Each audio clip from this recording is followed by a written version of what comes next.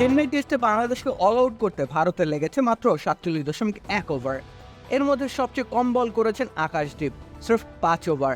কিন্তু এতটুকুই যথেষ্ট ছিল তার জন্য নিজেকে চেনানোর জন্য।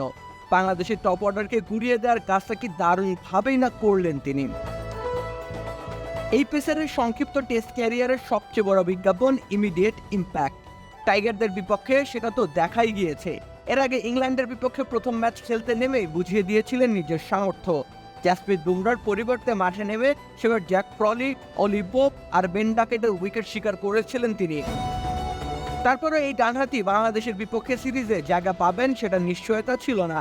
তবে দুলীপ ট্রফির প্রথম রাউন্ডে 9 উইকেট তুলে নিয়ে নির্বাচকদের বাধ্য করেন তাকে দলে নিতে। পরের গল্প তো সবারই জানা।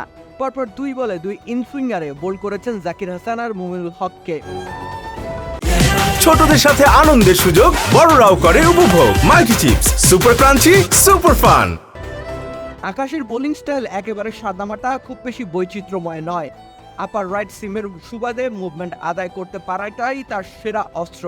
অনেকটা মোহাম্মদ শামির সঙ্গে মেলানো যায় তাকে। দুজনে স্কিডি ডেলিভারিতে পারদর্শী, ফলে স্পিড গানের গতির তুলনায় ব্যাটাররা আরও বেশি গতি অনুভব করেন।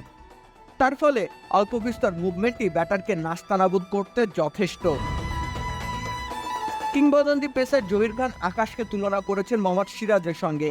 সিরাজ যেভাবে আন্তর্জাতিক ক্রিকেটে পা রাখার পর দ্রুত গতিতে শিখেছেন বিভিন্ন খুঁটিনাটি, তিনিও সেভাবেই এগুচ্ছেন। এছাড়া তাকে থার্ড স্ট্যাম্প করিডোরে বোলিং করতে দেখা যায় অধিকাংশ সময়। সেজন্য ব্যাটাররা বাধ্য হন শট খেলতে, সেই সাথে উইকেটের সম্ভাবনাও পারে তাতে।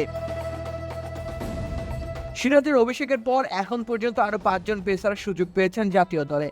আকাশদীপ ছাড়া কেবল মুকেশ কুমার এবং নবদীপ সাইনি একাধিক ম্যাচ খেলেছেন। তবে দীর্ঘমেয়াদী পরিকল্পনায় ফিট হয়েছেন একমাত্র আকাশই। আগামী দিনে হয়তো তাকে ছোট স্পেলে বল করতে হবে, আবার বড় স্পেলে বল করতে হবে, কিংবা পুরনো বলে বল করতে হতে পারে। সব রকম পরিস্থিতিতে ইম্প্যাক্ট রাখার জন্য তাই প্রস্তুতি প্রয়োজন আকাশদীপের। রাকিব হোসেন রুম্মান, খেলা 71।